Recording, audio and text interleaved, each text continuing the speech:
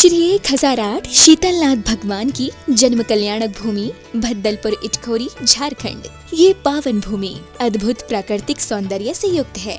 एक तरफ कल कल बहती हुई नदी तो दूसरी ओर भगवान श्री शीतलनाथ की तपोभूमि कोलुआ पहाड़ का अद्भुत प्राकृतिक सौंदर्य देखते ही बनता है। प्राचीनतम अस्तित्व के साथ स्थापित इस धरा पर श्री शीतलनाथ भगवान की रमणीय प्रतिमा विराजमान है। मूल नायक श्री भगवान 1008 शीतलनाथ के दर्शन से सभी की मनोकामनाएं पूरी होती हैं। इस अतिशयकारी प्रतिमा को गढ़नी प्रमुख आरिका श्री ज्ञानमती माता जी के मंगलाशीष एवं प्रेरणा से इटखोरी में स्थापित किया गया। यह अवधारणा है कि हजारों वर्षों पूर्व इस धरा पर भव्य मंदिर था। समय समय पर हुई खुदाई में कुछ अवशेष भी प्राप्त हुए हैं, जो कि वर्तमान में संग्रहालय में सरकार की देखरेख में संरक्षित है। इस संग्रहालय में लगभग 2000 वर्ष प्राचीन सहस्त्रकूट जिनालय भी स्थापित है।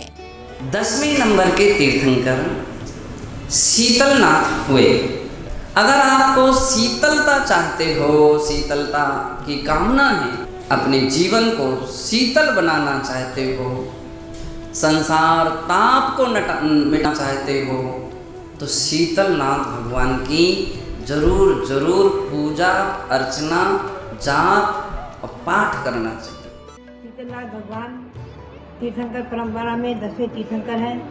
उनकी जन्मभूमि भद्दलपुर इटखोरी। हमें प्रसन्नता है कि उसके हमारे सुरेश जी जैन झांझरी जो उसके महामंत्री हैं और रविंद्र कीर्ति जी अध्यक्ष हैं, उसका विकास हो रहा है। उसमें विशाल पद्मासन प्रतिमा भगवान शीतलनाथ की विराजमान होंगी, जो कमल सहित 11 फुट से भी बड़ी है। हमें बड़ी प्रसन्नता है और शीतलनाथ भगवान का दर्शन करके भव्य जन आनंद का अनुभव करें। ये धरा 3 धर्मों का संगम स्थल है। दिगंबर जैन सनातन एवं बौद्ध धर्म का यहाँ समागम हुआ है। खास बात ये है कि इस पावन भूमि को भगवान श्री शीतलनाथ स्वामी के जन्म एवं गर्भ कल्याणक का गौरव प्राप्त होने के कारण आज भी यहाँ रहने वाले जैनेतर समाज के लोग पूर्ण रूप से जैन भोजन आहार करते हैं। वर्तमान में इस पावन धरा पर अति सुंदर कमल मंदिर निर्माणाधीन है। इस मंदिर में भगवान शीतलनाथ स्वामी की विशाल प्रतिमा विराजमान होगी। यही प्रतिमा मंदिर जी में प्रतिस्थापित होकर भक्तों के कल्याण का स्रोत बनेगी।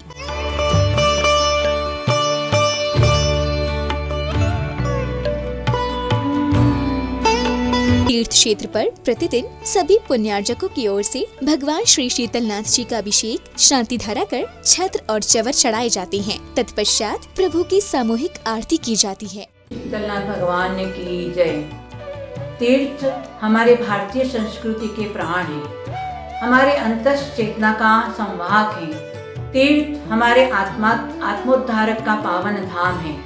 ऐसे तीर्थ भूमि जहाँ पर हमारे 10वें तीर्थंकर शीतलनाथ भगवान की 4 कल्याणक उस धरा पर हुआ है। उस धरा, ये शीतलनाथ भगवान की धरा जहाँ 4 कल्याणक हुए हैं। ऐसे शीतलनाथ भगवान की भक्ति शीतलता देती है। स्वाति बूंद शीत में मोती बना देती है। समर्पण और श्रद्धा से भक्ति सदा करना, 4 कल्याणक की धरा को स्वर्ग बना देना। हम सब भक्तजन तन मन धन से इस धरा को स्वर्ग बनाए।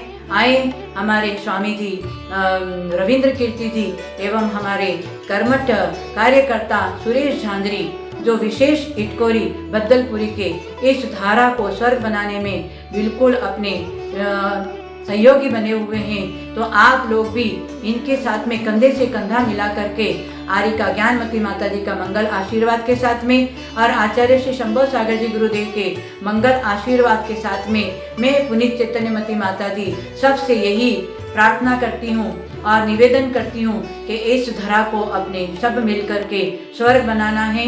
4 कल्याणक जहाँ पर हुआ है, इस तीर्थ को जैन दर्शन में तीर्थ भी हैं और तीर्थंकर भी हैं। ऐसे तीर्थ का आश्रय लेकर हम सब भक्तजन अपने सम्यक दर्शन का मार्ग प्रशस्त करें और अपनी पतित आत्मा को पावन बनाएं। ऐसे शुभ मंगल भावनाओं के साथ में सभी भक्तजनों को मंगल शुभ आशीर्वाद। इस कार्यक्रम के आयोजक हैं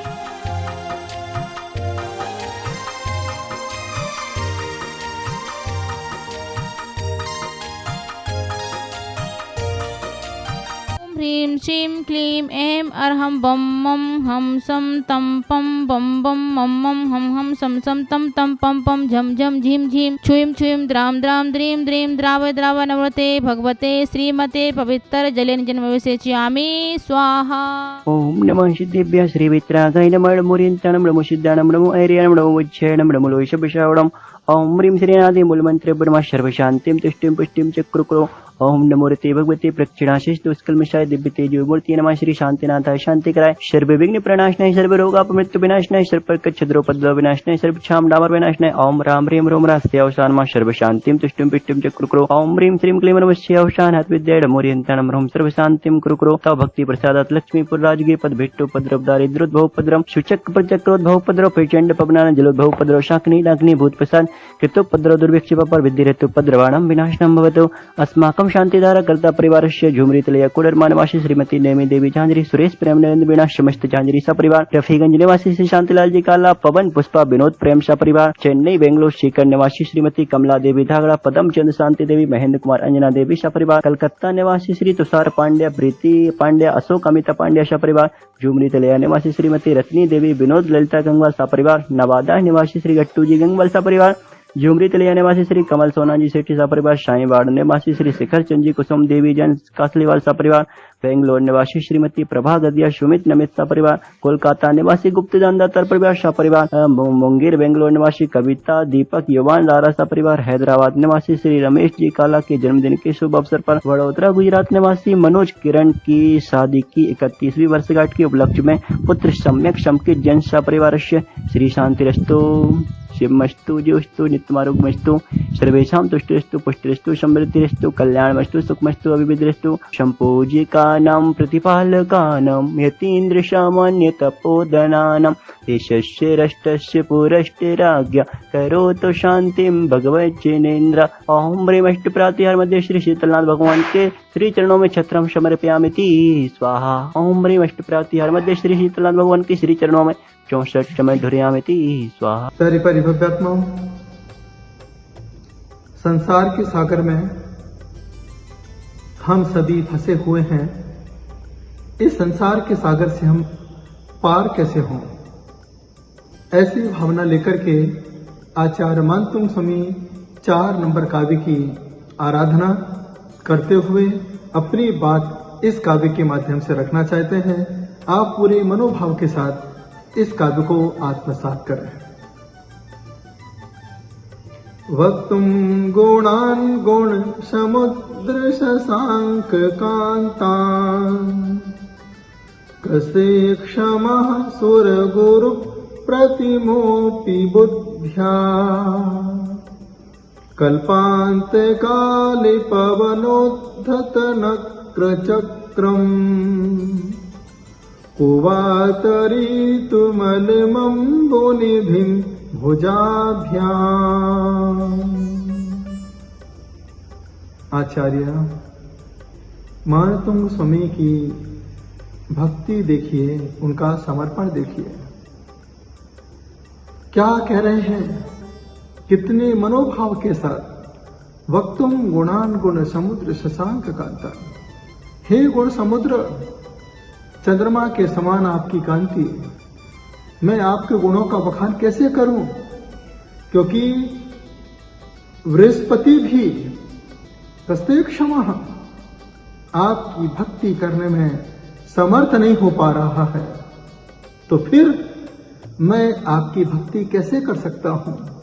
एक उदाहरण के माध्यम से समझाते हैं, बताते हैं, अपने आप को संबोधित करते हैं। कल्पांत काल पवनोद्धत नक्र चक्रम कोवातरीतुमलमं मुनिधिं भुजाभ्याम। प्रलय काल की तेज आंधी हवा चल रही हो, समुद्र में लहरें उठ रही हो, और उस समुद्र में नक्र चक्रम मगरमच्छ और घड़ियाल हो, ऐसे सागर में कोई जीव पड़ा हो।